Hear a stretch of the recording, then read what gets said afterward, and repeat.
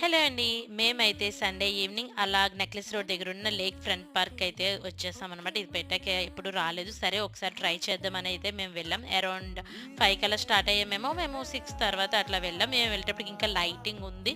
So, ఇంకా కంప్లీట్‌గా lights అన్నీ ఆన్ చేయలేదు. బావుంది. మంచిగా గ్రీనరీ అవన్నీ ఎంజాయ్ చేయొచ్చు అంటే వెళ్ళొచ్చు.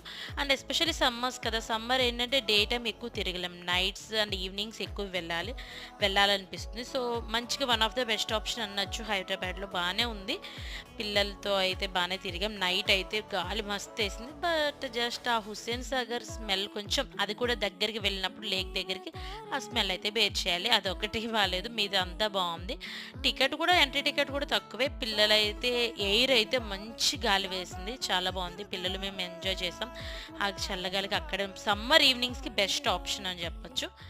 అండ్ మేము కాసేపు అలా ఆడుకొని డిన్నర్ టైంకి మళ్ళీ ఇంటికెళ్ళిపోయాం. Bye bye.